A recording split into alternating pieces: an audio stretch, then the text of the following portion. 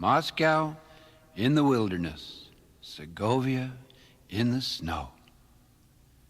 Midnight, Moscow airport sucks me in from Siberia and blows me out alone in a black bus down dark, straight night roads, stark snow plains, eternal taiga, into monster Moscow. Stands of white birches, ghosted in the gloaming, where of a sudden Segovia bursts through over the airwaves. They've let him in to drive the dark bus. Segovia's hands grasp the steering wheel. Yokels in housing projects drop their balalaikas and birch banjos. Segovia comes on like the pulse of life itself. Segovia comes on through the snowdrifts and plains of La Mancha. Fields and fields and fields of frozen music melted on bus radios. Segovia at the instrument, driving through the night land of Antequera, Granada, Seville. Tracery of the Alhambra in a billion white birches born in the snow. Trills of blackbirds in them. Segovia warms his hands and melts Moscow, moves his hand with a circular motion over an ivory bridge to gutted Stalingrads. Segovia knows no answer. He's no Goya and he's no Picasso, but also he's no sleeping gypsy with guitar guarded by a lion. And who knows if he slept with Franco? He knows black condors fly. He knows a free world when he hears one. His strums are runs upon it. He does not fret. He plucks his guts and listens to himself as he plays and speaks to himself and echoes himself.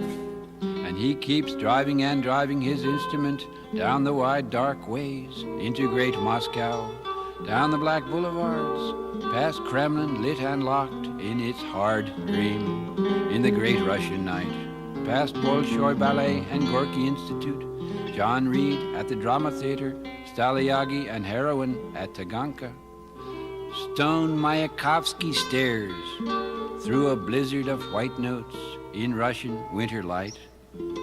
Segovia hears his stoned cry, and he hears the pulse in the blood as he listens to life as he plays, and he keeps coming and coming through the Russian winter night. He's in Moscow but doesn't know it. He played somewhere else, and it comes out here in a thaw on an airwave over Gogol's dark people, stark figures in the white night streets clotted in the snow. He listens to them as he goes along. He listens for a free song, such as he hardly hears back home. Is Lenin listening after 50 Octobers? Segovia walks through the snow, listening as he goes down Vorovsky Street to the Writers' Union. He meets the old hares that run it. They dig him, and they know what it means to dig in mahogany cities. Segovia teaches them open tuning with which they can play anything freely and simply. This is not his master class. He leaves them humming and goes on.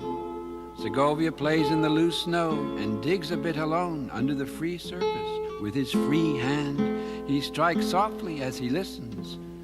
He hears a dull thud where something is buried, a familiar thud such as he sometimes hears back home.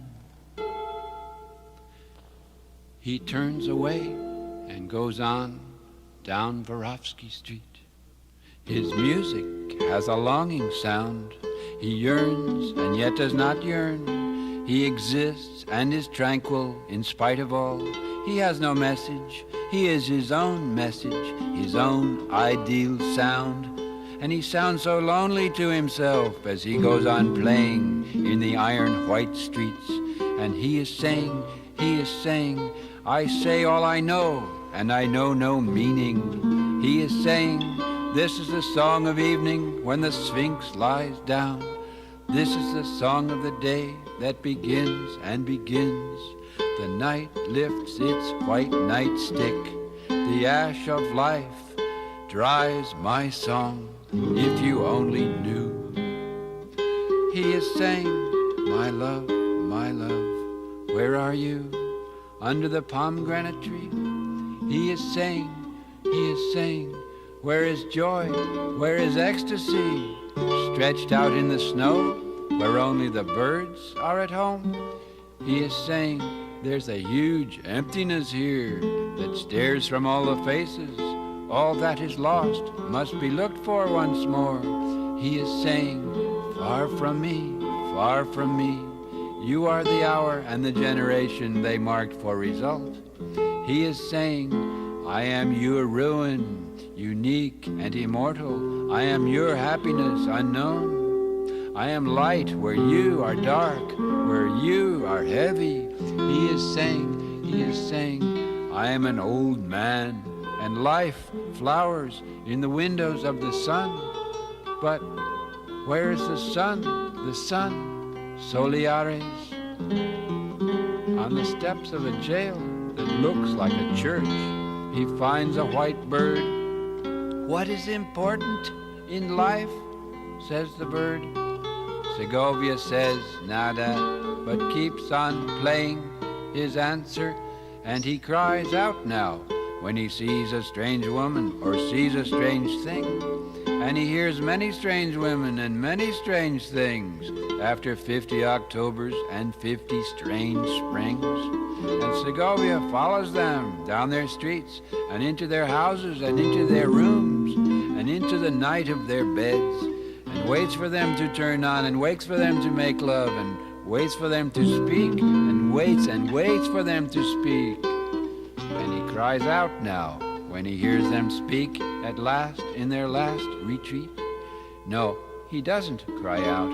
He never cries out. He is taciturn and never sings.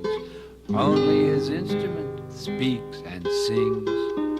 But when it does sing, when it does cry out at what it hears, an ancient armadillo asleep for centuries in the cellar of the Kremlin raises its horny head, opens its square third eye, and looks around blinking, and then at last unglues its great gut mouth and utters ecstatic, static